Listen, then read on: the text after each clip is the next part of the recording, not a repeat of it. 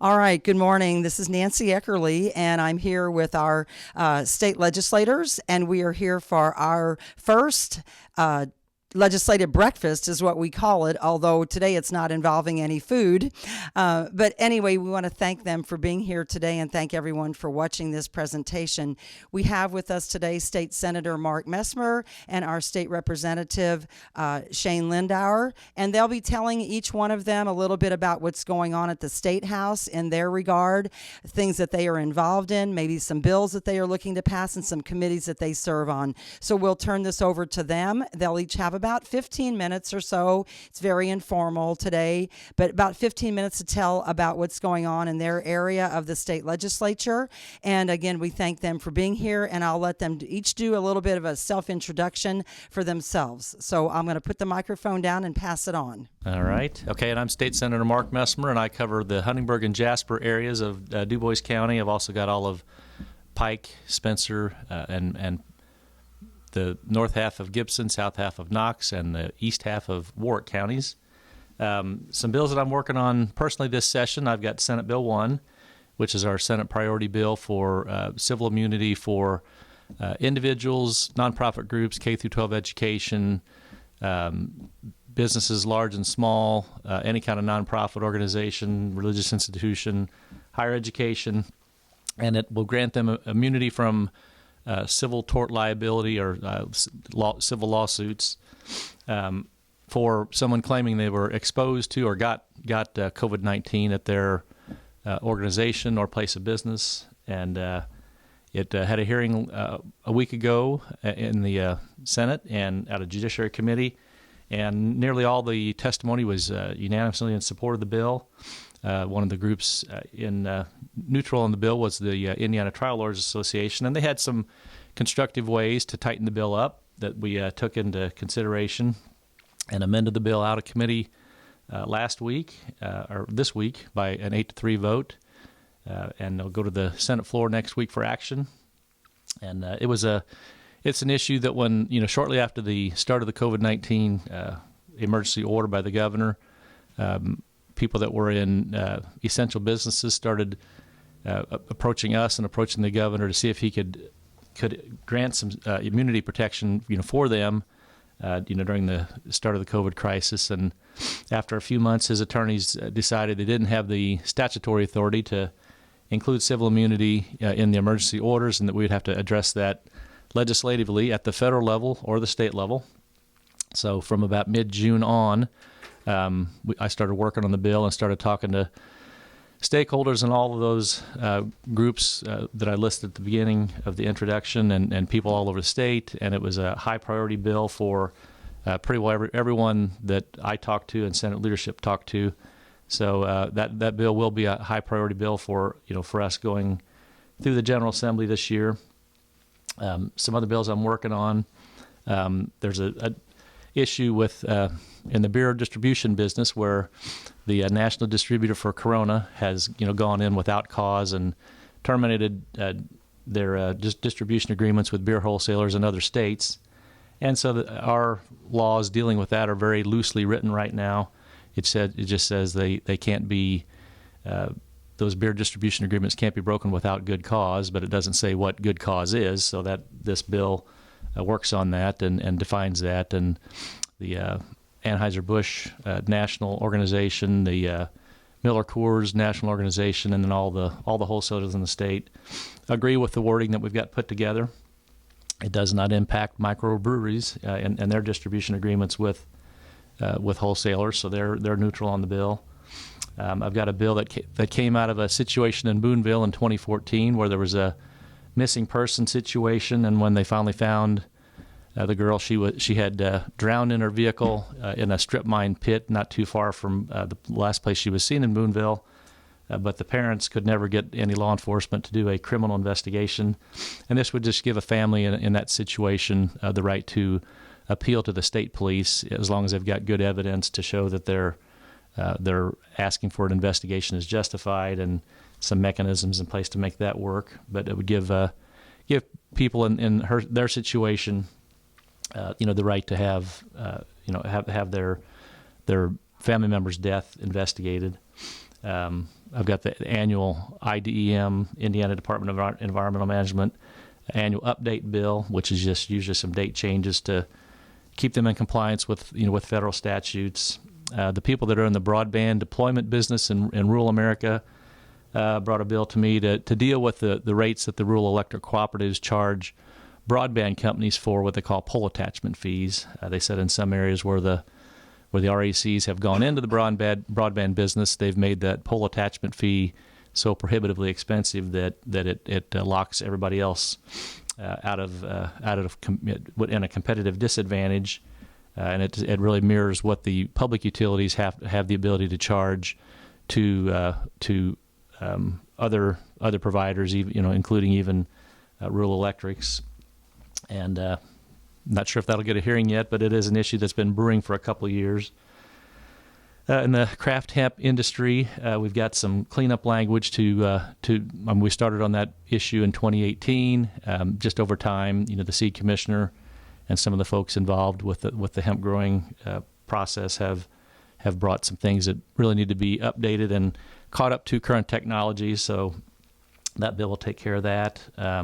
Senate Bill 303 would put some legal definitions in for E15, I think what we call gasohol, or most 87 octane fuel is 10% alcohol by content, and this bill would make definitions match up with federal definitions, and would allow with posting for consumers or fuel distributors to sell E15, and the people in the grain growing business and the alcohol producers like the one at GPC in Washington are heavily in support of that bill. So, but then there's always dispute with the oil companies on whether that's safe for vehicles or not. So, we'll have a good hearty debate on that in committee.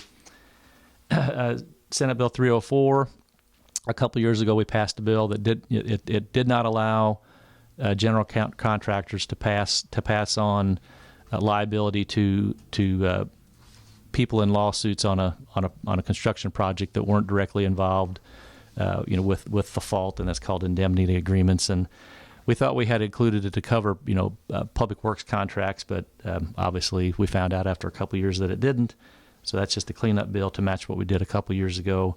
NDOT already has laws that fall under that, as do all private contracts, and this would just apply to contracts that the state writes. And the last bill that I'm authoring is the physical therapist compact bill that will allow physical therapists in other states an easy process to move here with licensure in another state, as long as the Indiana Professional Licensing Agency has confirmed that their standards for licensing are similar, to ours. And the compact language has been adopted by, I think, about 20 other states right now, and the language has to be nearly identical in all the states that pass it. So we'll try to get that bill heard and moved through this session. A few of the Senate priority bills, other than my Senate Bill 1. Senate Bill 2 would take care of the education, funding to the traditional K through 12 schools that had to shift to some degree of virtual learning this year. Our current state law says brick and mortar schools get 100% funding and virtual schools get 85% funding. But as schools have had to transition to more virtual learning, in the brick and mortar schools, the State Board of Education made a temporary emergency rule to allow them to get 100% funding for the fall semester. When they do the second count, we need to fix that statutorily, and I believe there's a similar House bill that does the same thing. But it would allow all brick and mortar schools, as long as that student was not a virtual student within that brick and mortar system before, they will be able to get 100% funding, even if they have to do a good chunk of their learning virtually. Senate Bill 3 expands the use of telehealth. During the beginning of the outbreak of COVID-19, the governor, through his executive orders, relaxed the requirements for more health occupations to use telehealth where it was appropriate. And this will take anything that was done by executive order and put it in the statute. Senate Bill 4 deals with healthcare, civil immunity, similar to what I've got in Senate Bill 1, but it's only directed at hospitals and nursing home healthcare workers. And then Senate Bill 5 allows for people to appeal an emergency order issued by a health department to the legislative body in their county, which could be, in our situation, to be the county commissioners. And it also, there is currently no mechanism for anyone to appeal an emergency order by the local health department. And if there's a enforcement action given to a person or business within that community, it allows that's the person to appeal the fine that they are assessed to that same legislative body. And if they disagree with the outcome of what happens at the legislative body, they can appeal it to a court. And currently, there's no answerability or no place for a citizen in a county, to appeal the action of a local health department, which we found out during the COVID-19 crisis. So, it just gives individuals the ability to appeal what they feel might be a heavy-handed action, and gives our citizens more a representative government, that they're going to be able to appeal their decision to somebody that's elected to office, either the commissioners or a judge. So with that, I will hand it over to Shane. Good morning. My name is Shane Lindauer. I'm state representative for District 63. District 63 represents portions of 4 counties: Du Bois, Davies, Pike, and Martin counties, roughly from Jasper to Petersburg to Washington, and kind of goes over to Martin County and catches Shoals and Lagodi. So that's roughly the district that I represent. So I am currently on Roads and Transportation Committee, Natural Resources Committee, and I've been given the honor of the assistant majority floor leader this year, so I was excited about that. The bills that I'm carrying this year, kind of a new one, kind of a last-minute bill that I've been working with our leadership on, was House Bill 1004, one of our priority bills, which is actually a small business grant program, restart for small businesses. It allows grants. It builds off of what was implemented by the governor's office this past fall. And that's going to provide an influx of cash from the state budget.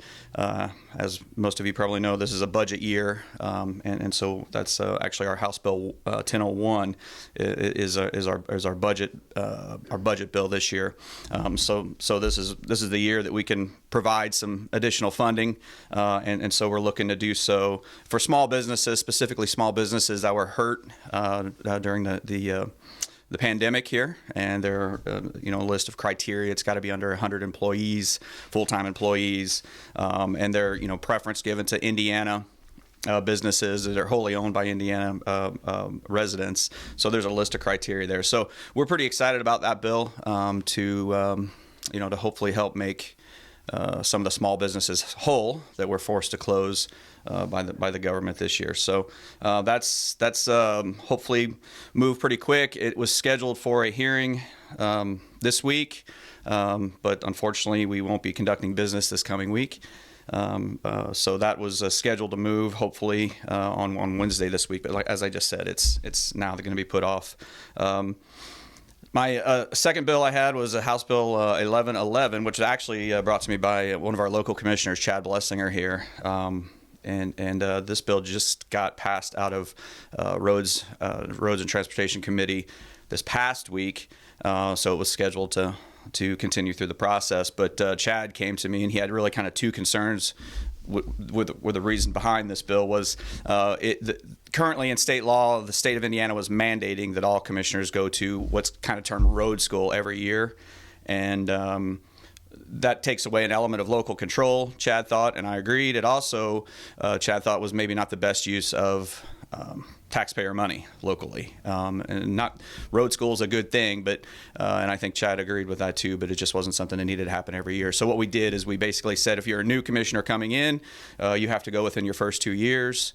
And then after that, it's up to the local county executive body to determine who's going to go and when they're going to go. So again, we thought, a local control issue, let local officials make those decisions, and hopefully a better allocation of taxpayer money there as well. So that's what that bill does. Hopefully we'll continue to get some movement on that one.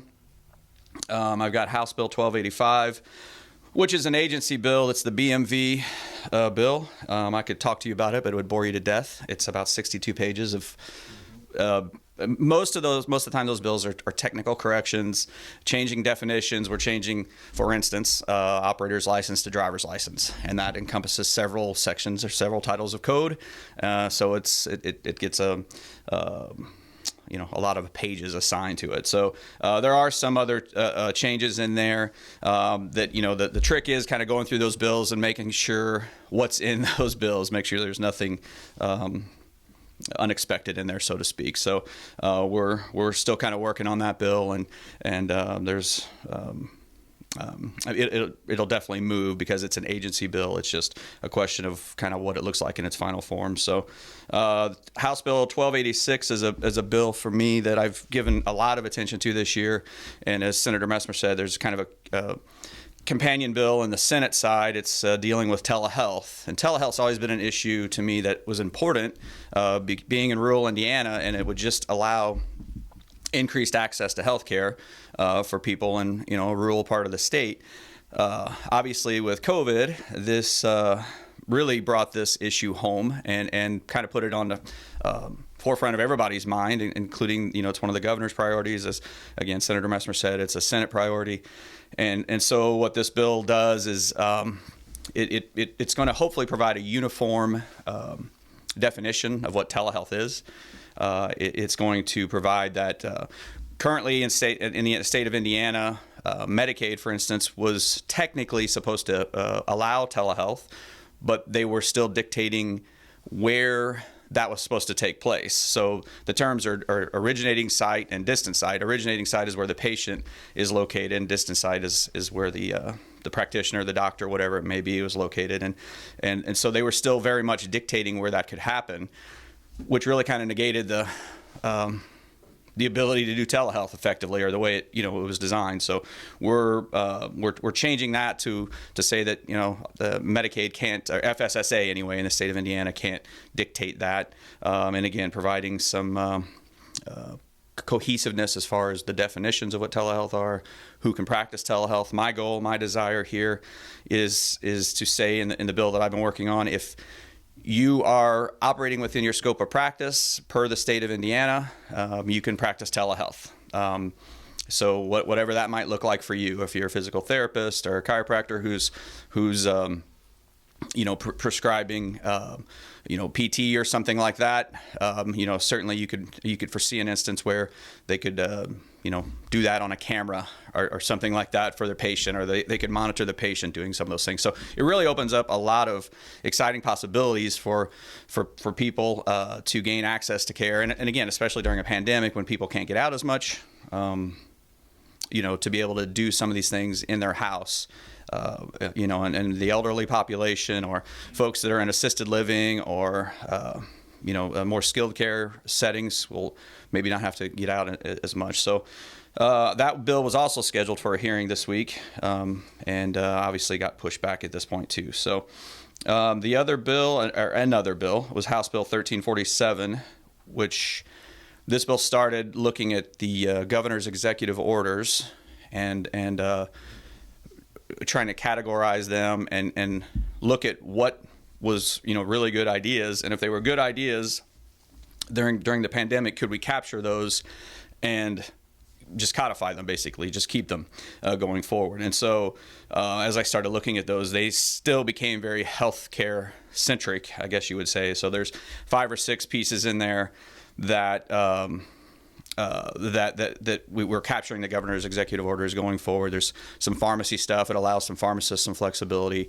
APRNs and physician's assistants, it's going to allow them to a little more, still operating within their scope of practice, of course, more flexibility, still working with an MD or DO, but in any case, trying to just allow a little more flexibility, again, specific to a lot of the healthcare stuff. So another big one for our area has been House Bill 1463. This has been an issue for me that's taken that's garnered a lot of attention since I've been in this office, which is DNR and IDM and how they impact specifically the farming community. It's not just the farming community, but specifically the farming community and the ability to maintain their ditches, to maintain their fields and get in and out of their fields to do what they're trying to do. So we've been trying to work with IDM and DNR to strike a better balance as far as what farmers, again, specifically farmers, because that's been most impacted in our district,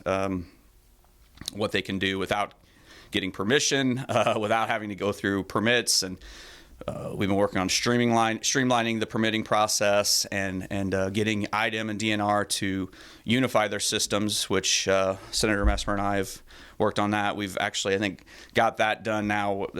I've not tried it myself, the permitting process, but supposedly you can go on now and it's a unified system, so you don't have to contact IDM and DNR and jump through several hoops. Hopefully now it's a more streamlined process, also increasing the permitting time and things like that.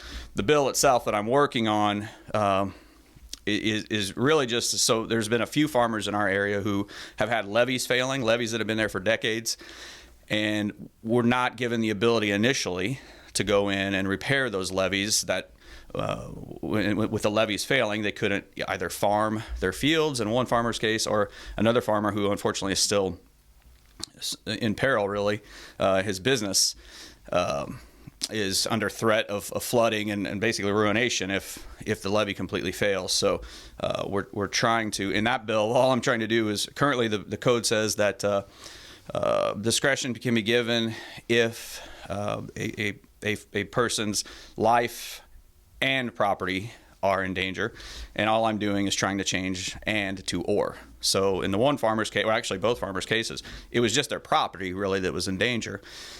Like I said, the one farmer hadn't been able to farm a couple hundred acres for roughly 2 years, and the other gentleman is still kind of struggling to fight through this issue. So what changing that "and" to an "or" would hopefully give DNR a little more flexibility to allow these things to take place. It also is looking at, currently in code, DNR can walk onto your property to inspect your ditch or stream or whatever without notifying you. So if you're a farmer, you could have DNR and a DNR inspector on your field, and they didn't know that they were there. So this bill is also taking a look at that, saying that DNR, and I think quite honestly, this is a good idea among all state agencies that we need to take a good hard look at. I think in our neck of the woods, if you've got hunting season and you don't know somebody's on your property, that could be a very dangerous situation for state officials and for the farmers, property owners. Also during harvest season, when you've got corn that's 7-8 feet tall, whatever it may be, and if you've got somebody walking a stream in rows of corn and you can't see. So what the bill is trying to do is say that before you go on a farmer's property, or any property, not just a farmer's property, but you have to let the property owner know that you're going to be doing so, that you're going to be performing some sort of inspection, and unless there's some sort of emergency situation going on. So there's a clause in there that still allows if there's an emergency situation. So those are my bills. I'm co-authoring a few bills as well. The House Bill 1296, I'll just highlight a few of them here, is looking at, there's been a lot of talk of, when the legislature needs to get involved, if there's, when executive orders are issued or when there's emergency type situations. So this bill is looking at that. I don't think anybody that I've talked to thinks that the governor shouldn't have some rulemaking authority, some executive order power during emergency situations. But I heard from a lot of constituents during this process that they didn't feel like their voices were being heard over the course of months. And so we're just looking at if a situation like this lasts over a certain amount of time, and those are all things we're still working on. There's several bills like this in the legislature. There's 4 or 5 bills for sure, I think, on the House and the Senate that are looking at this, and all of them are kind of a variation of this. But they just think that we need to have some sort of trigger if an emergency lasts for whatever it is, 30, 60, 90 days, that the legislature needs to be called back in and consulted, and then we can we as legislators can provide some input from what we're hearing from our constituency, which was something I think generated a lot of frustration. This isn't an indictment on the current governor or past governors. It's just saying that our system of government was set up to be a balance of powers, and so this is trying to kind of bring some of that back in line, I think, is the way I looked at it. So another bill, House Bill 1370, that I just signed up to co-author here, is looking at free speech on college campuses. And basically going to, if you're a state institution that's taking money, not allowing you to censor students' political speech and things like that. So that's authored by Representative Jack Jordan. And that one's I think was also scheduled to be heard this week, and so that one's one that I'm particularly excited about. I'm still kind of getting up to speed on that one, but that's one as well. So with that, I think that's all for now. There's some others I've co-authored, but I'll leave it at that for now. So thank you. All right. As you can tell, our state legislature is very busy. Our state legislators are even more busy trying to sort through everything and make sure that during the budget year, which adds another component, is that everything gets covered and everything gets handled. And yet they still want to hear from the local citizens. So if you want to get a hold of your state legislators, please contact the Jasper Chamber and we can give you the information on how to get a hold of your state legislators. So with that, we will close this session this morning, and I thank you all for watching. And I really want to thank Mark Messmer for being here and Shane Lindauer for being here and taking their time to share with you everything that's going on in their realm. So thank you very much.